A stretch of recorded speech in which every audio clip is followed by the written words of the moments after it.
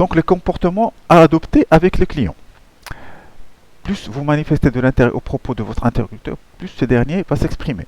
C'est pourquoi il convient de prendre note des réponses chaque fois que cela est possible et après avoir demandé l'autorisation du client, de ne pas interrompre le client avant qu'il ait terminé complètement ce qu'il a à dire, de pratiquer l'écoute active afin de déceler ses motivations irrationnelles. Par exemple, le client qui vous dit: vous savez, j'ai été parmi les premiers possesseurs de, peut être sensible à la nouveauté. Par exemple, celui qui répète souvent moi, je exprime l'orgueil. Donc, هنايا كاينين des mots ou là des expressions que le client كيبقى كيستعمل. دونك من خلال هذه des expressions كنقدروا ندسليو اشنا هو le comportement ديال le client, comment lui répondre favorablement. Donc, comme synthèse, les besoins et les motivations. Les besoins, c'est ce que veut le client. Les motivations, pourquoi le veut-il. C'est les motivations, la sécurité, l'orgueil, la nouveauté, le confort, l'argent, la sympathie. Ou باش نعرفوا اشنا هما les besoins et les motivations ديال هاد les clients هادو. عندنا الطرق ديال le questionnement et la reformulation اللي شفنا qui nous permettent de découvrir les besoins et les motivations ديال les clients ديالنا. Déterminer les attentes pour pouvoir les anticiper et pouvoir y répondre favorablement. La reformulation qui nous permet de reformuler les besoins des clients, qui nous permet de nous assurer que l'on a bien compris les besoins des clients ou qui nous permettent de démontrer aux clients qu'on a bien écouté activement ses besoins. Donc un problème bien formulé est à moitié résolu. C'est une étape transitoire entre la découverte et l'argumentation et la négociation. Donc on arrive à la quatrième séquence qui est convaincre son client. Donc on a la partie négociation. C'est-à-dire on doit argumenter, démontrer et répondre les objections des clients.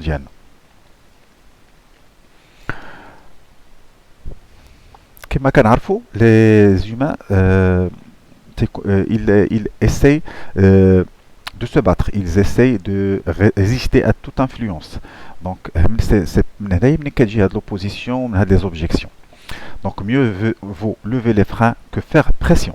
Donc écouter et réfuter les objections avant d'argumenter, créer la certitude que l'offre lui assure satisfaction. Donc convaincre le prospect consiste à utiliser un bon argumentaire, à faire éventuellement une démonstration et à répondre aux objections, en particulier concernant le prix. L'argumentation. Donc le but de l'argumentation, c'est de convaincre. Convaincre, c'est amener quelqu'un par preuve ou par raisonnement à reconnaître l'utilité d'une solution. Donc l'argument de vente, c'est l'ensemble des mots, des phrases, des raisons explicatives que le vendeur soumet à l'acheteur dans le but de l'influencer et de le convaincre d'acheter son produit ou son service. Et l'argumentaire de vente, c'est désigne une liste d'arguments établis en vue d'influencer l'acheteur et de convaincre d'acheter un produit ou un service. Donc, l'argument de vente et l'argumentaire de vente. L'argument de vente, c'est les phrases, les mots, les raisons les le client le produit. L'argumentaire de vente, c'est une liste d'arguments soit techniques, soit psychologique le client qui achète le produit. Donc on distingue les arguments généraux relatifs à l'entreprise et les argumentaires spécifiques qui sont relatifs au produit. On va voir comment construire un argumentaire. Premièrement, il faut reconnaître les caractéristiques de son entreprise. Donc il faut bien connaître son produit, ses caractéristiques, les avantages d'ILO, se doter des moyens pour prouver des avantages. Donc il faut également être capable de se situer par rapport aux produits de la concurrence. Les caractéristiques du produit. Tout produit présente 4 types de caractéristiques. Donc les caractéristiques techniques, ce sont les caractéristiques intrinsèques, le poids, la résistance, le volume, les formes, la conservation, le goût. Donc les qualités intrinsèques du produit, la fabrication, les matières premières, les procédés le produit. ثاني حاجة les caractéristiques commerciales ديال le produit ديالنا, c'est le conditionnement, le prix, les conditions de paiement, les délais de livraison, le service après-vente.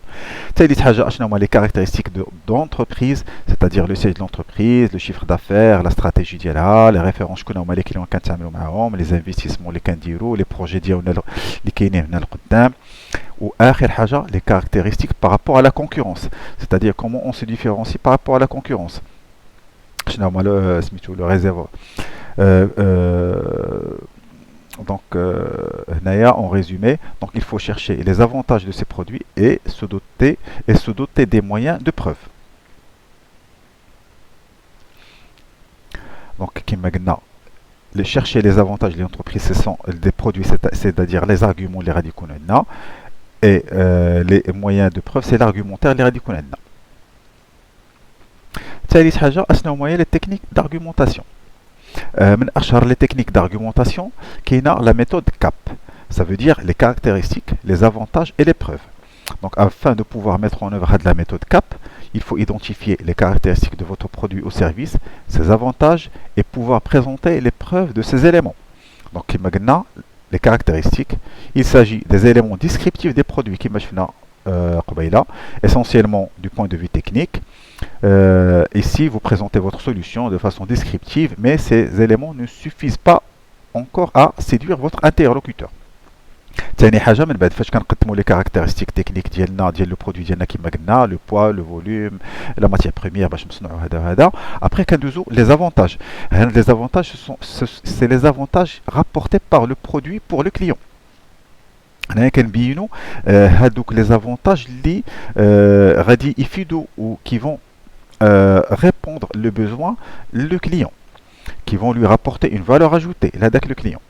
من بعد la preuve, on doit démontrer بأنه هذا le produit ديالنا il marche, c'est-à-dire il s'agit de prouver ce que vous venez d'annoncer, de montrer que les caractéristiques et les avantages sont réels et concrets. Cela peut passer par une démonstration, une innovation déposée par des brevets, des témoignages de référence, baromètre consommateur, etc. Ces derniers arguments viennent définitivement convaincre votre prospect qui est alors prêt à passer à l'acte d'achat. رابع حاجة, donc comment argumenter. Donc le vendeur efficace est celui qui adapte son argument à son interlocuteur et limite le nombre d'arguments aux seules motivations de l'acheteur. Combien de vendeurs ratent des ventes parce qu'ils en disent trop. Donc أنا خاصنا نحاولوا نكونوا كنعرفوا نادابتيو هذيك الارغومونطاسيون لهذاك لو كليون اللي اون فاس معنا. داكشي علاش قلنا بانه لا فونت عندها دي زيتاب اللي كيكونوا او بريالابل كما قلنا لا ديكوفيرت ديال لو كليون ديالنا, نعرفوا شنو هما لي موتيفاسيون ديالو, شنو هما لي بيزوان ديالو بور بوفوار ادابتي هاد دي زارغومون ديالنا. ثاني حاجه لوتيليزاسيون ديال ان لانغاج compréhensible par le client. C'est-à-dire que si le client est un technicien, il faut employer les termes qu'il a envie d'entendre. Ou si au contraire, le client n'est pas un technicien et que ça n'intéresse pas, il faut éviter d'aborder trop de détails et d'être trop technique. On n'abuse pas de qualificatifs excessifs tels que extraordinaire, exceptionnel, remarquable. Donc, نكونوا objectifs dans la présentation d'Yann. On n'utilise pas les expressions qui engendrent le doute. L'argumentaire ديالنا ما نقولوش مثلا je crois, je pense, il me semble, ولا بالي هكا ولا بهكا. نحاولوا نكونوا عندنا des expressions qui expriment الثقة في النفس. S'adapter au rythme de client en se montrant tonique face à un client énergique et pondéré face à un client au caractère plus tempéré ou réfléchi. S'adapter مع le rythme de client.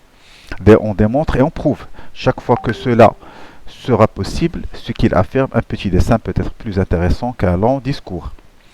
Et s'assurer que le client a été sensible à l'argument présenté, ce qui permet de faire progresser l'entretien et d'aboutir de petits oui de la part du client. C'est-à-dire on نسول le client ce qu'il a compris, هذا l'argumentaire قنعو, واش بانت لي شي حاجه que je dois développer ولا نشرح ليه ولا هذا.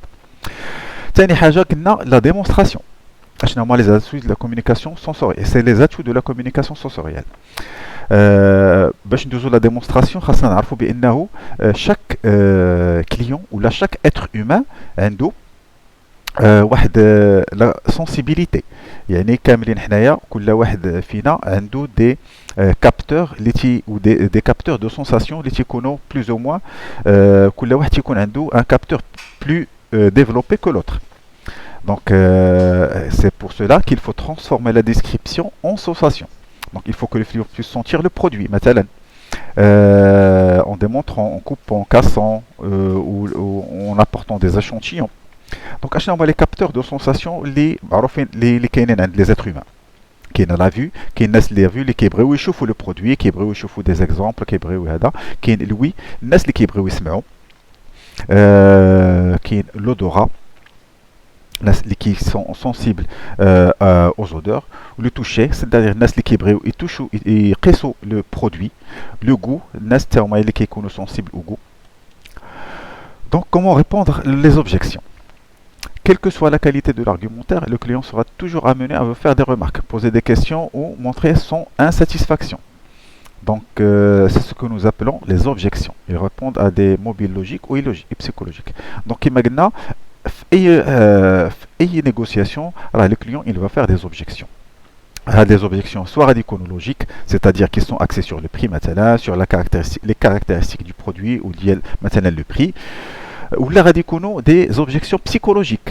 Les objections psychologiques radicono, une mauvaise relation personnelle avec le vendeur ou l'entreprise, ou une mauvaise expérience, une envie de gagner, c'est-à-dire avec le client ou avec le prospect, ديما تيبغي يكون هو يحس بهذاك le sentiment بأنه هو اللي في الآخر ديال les négociations هو qui a gagné.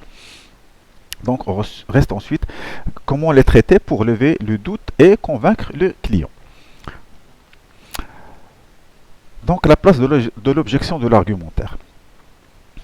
Donc derrière une objection, il y a un frein d'achat qu'il faut détecter et contre-argumenter.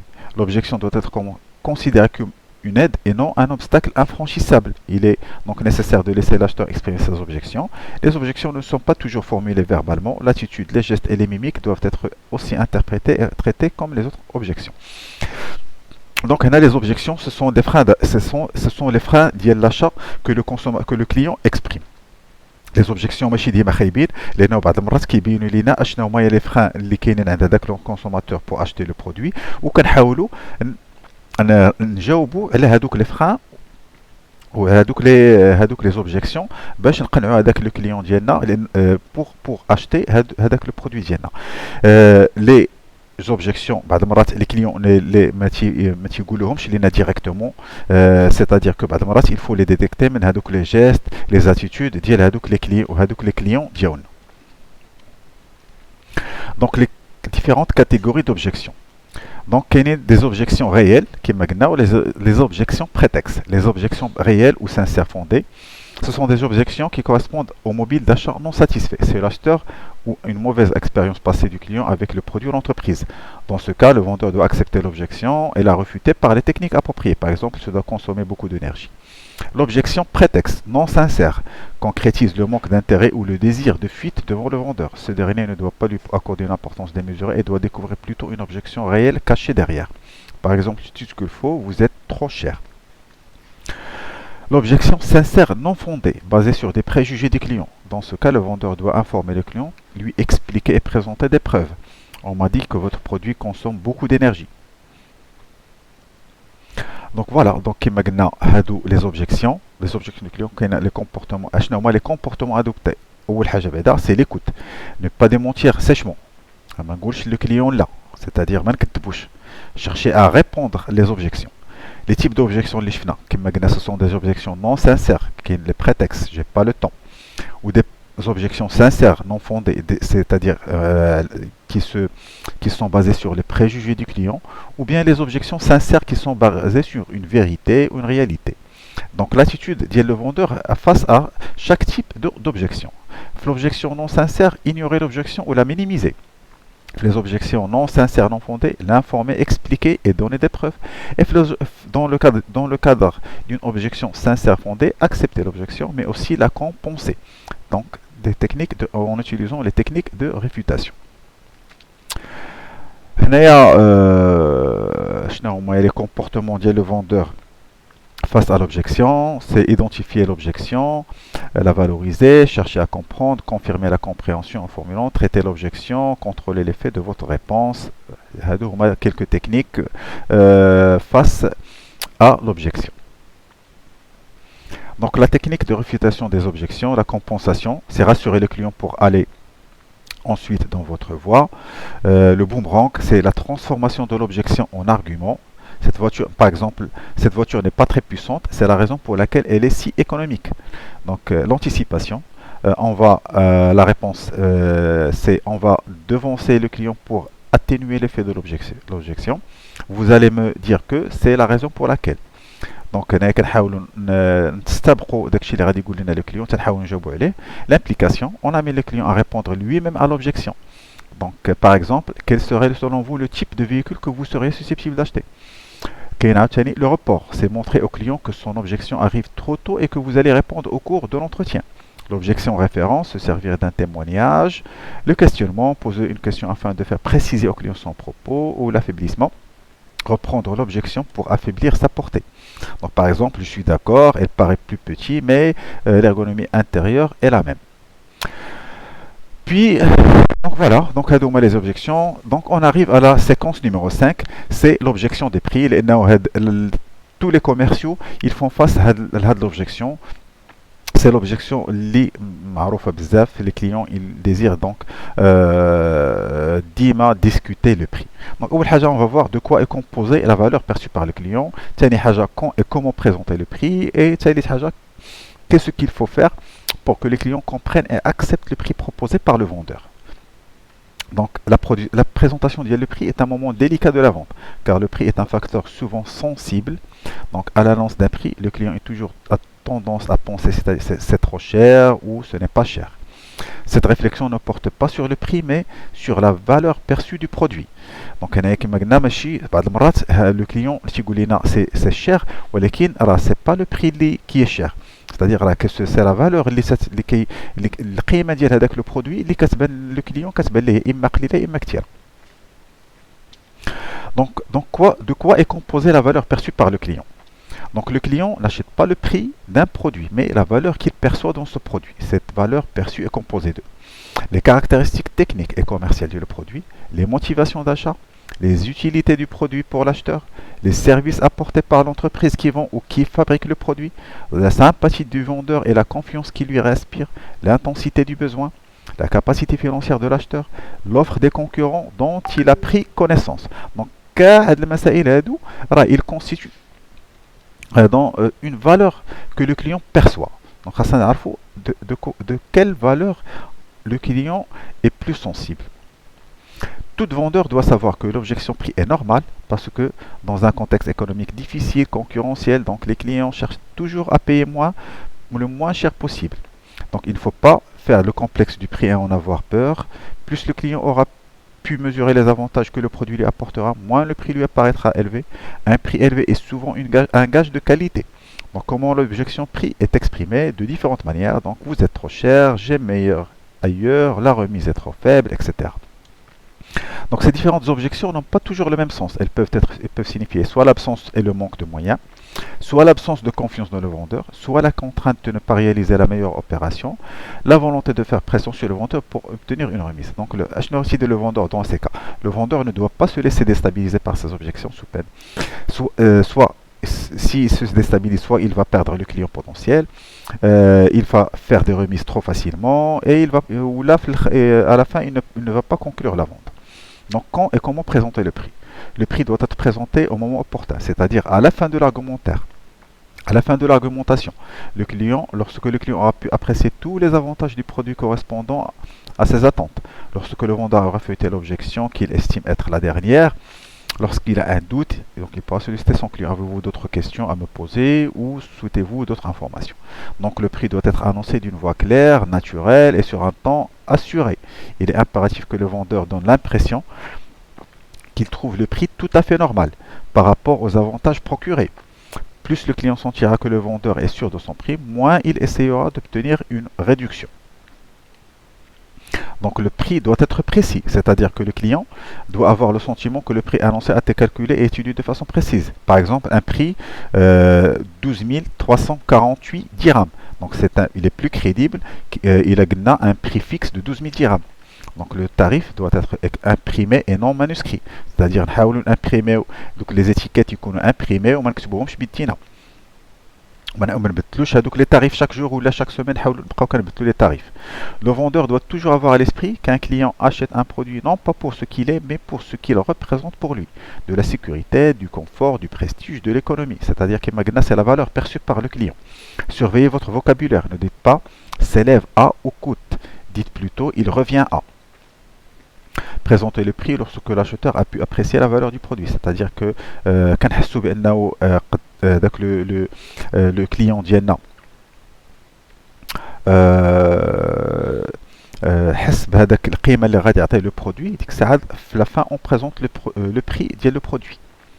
Qu'est-ce qu'il faut faire pour que le client comprenne et accepte le prix proposé par le vendeur? Donc, rechercher et comprendre les besoins du client qui magna, argumenter une fonction des attentes du client, ou traiter les objections techniques, le traitement de l'objection sur le prix. Donc, les techniques de traitement de l'objection sur le prix, qu'il y a les techniques de réfutation, l'addition, c'est-à-dire on additionne les avantages. Par exemple, vous bénéficiez d'une extension de garantie, d'une suite de logiciels garantie, donc on lui additionne les avantages de le produit. Qui a la technique de la soustraction. Donc en n'achetant pas aujourd'hui, le client paiera plus cher demain, c'est-à-dire l'opération moi maintenant Carrefour prend fin dans 3 jours, c'est-à-dire à de la remise ou le prix à un délai d'une journée ou 2 journées, puis après à la division, c'est-à-dire apporter le prix à une durée d'utilisation. Votre remboursement, votre abonnement par exemple à Canal reviendra à 10 dirhams par jour ou à 15 dirhams par jour. Donc avec le prix مثلا على les jours ou les semaines باش يبان لي رخيص. La multiplication. Donc on grossit l'avantage en le multipliant par la durée d'utilisation. C'est-à-dire avec ce modèle vous économisez 1 litre au 100 km, soit 1000 litres sur 3 ans. Donc كنحاولوا نعطيو des un argumentaire بانه غادي تكون une économie الى على المده طويله. La relativité, c'est-à-dire le rapprochement. Donc comparer le prix à celui d'un autre produit d'un prix beaucoup plus élevé et d'un intérêt moindre. Comparer les dépenses avec les gains attendus par exemple. Puis après la dernière séquence, là c'est la conclusion et le suivi de la vente. Donc quand conclure, les techniques de conclusion, la vente additionnelle et la prévente. Donc l'acheteur a toujours besoin d'être assisté dans sa prise de décision. Donc, après l'argumentation, la démonstration, la réponse aux objections, donc le vendeur doit conclure la vente. La phase conclure permet de vaincre l'indécision naturelle de l'acheteur qui se demande s'il a obtenu les meilleures conditions ou le meilleur produit. Donc toute négociation, le vendeur doit donc saisir le moment opportun pour provoquer le passage à la conclusion. Donc le prospect il attend du vendeur qui lui demande d'acheter à la seule condition de lui avoir prouvé préalablement l'adéquation de la proposition à ses besoins. Donc l'art de conclure consiste à provoquer l'achat de telle sorte que si l'acheteur dit non, le dialogue ne soit pas rompu. Donc quand conclure? Il faut conclure dès que le client semble avoir accepté l'argumentation ou manifesté quelques intérêts face à la proposition. Cette phrase se situe à la fin d'une argumentation au moment où le client émet un feu vert, tel que par exemple. هنا غادي نشوفوا واحد لا ليست ديال لي فو فير اللي ولا واحد بعض الاشارات اللي لو كليون تيعطيهم لينا comme quoi tu لينا بانه راه il est prêt à accepter هاد la vente هادي. Donc il se détend, sourit, passe d'une position de travail à une position plus relâchée, il prend les produits en main, l'examine par exemple, il consulte la documentation. Le client maintenant se pose des questions sur le service après-vente, il se pose des questions est-ce qu'il consomme beaucoup, le client emploie le conditionnel. مثلا si je vous achetais qu'en pensez-vous مثلا il achète le produit اشنو غادي اشنو بالك. Le client s'approprie l'objet, le manipule, l'essaie, l'examine. Le client saisit le bon de commande. Le client demande des précisions. Si le client répond positivement à des questions de sondage sur l'utilisation future du produit. S'il pense à voix haute par exemple, ça me paraît pas mal, il est très confortable. Il se pose des questions sur les modalités de règlement par exemple. Il souhaite être rassuré. Vous êtes sûr que c'est solide? La livraison est gratuite, n'est-ce pas? Donc il demande l'avis d'un tiers. Qu'en penses-tu? Moi, ça me paraît pas mal. Et toi? Il anticipe sur sa décision. Il appelle au secours. Je ne suis pas tout à fait convaincu si je prendrais bien maintenant. Il dit oui après une reformulation synthétique. D'une façon générale, tout changement d'attitude du client doit être interprété à ce moment comme un feu vert. Il se gratte la tête, se tient le menton, adopte une attitude de réflexion. Donc, deuxièmement, quelles sont les techniques de conclusion? Donc, les techniques de conclusion, c'est proposer une vente additionnelle ou une vente supplémentaire. Donc, reformuler la décision du client. Donc, par exemple, nous sommes donc bien d'accord sur une quantité de CADA avec un prix de.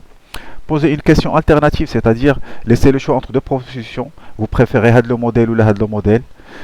Conclure implicitement, donc c'est-à-dire que le commercial il commence à remplir le bon de commande. L'effet Colombo.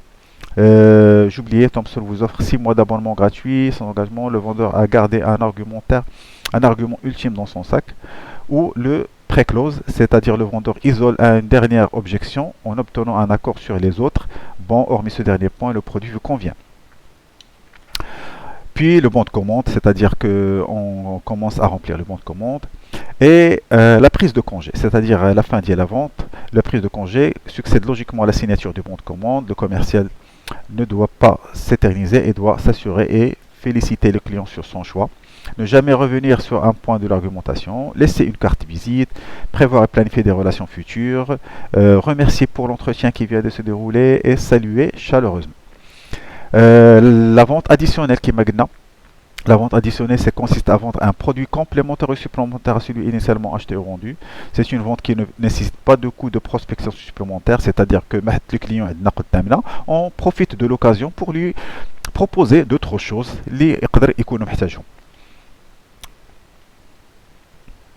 La méthode des ventes additionnelles suit la démarche suivante, c'est-à-dire faire la découvrir, reformuler les besoins des clients, puis proposer le produit qui sont adaptés à des besoins, traiter encore une fois les objections qui magna et enfin conclure la vente.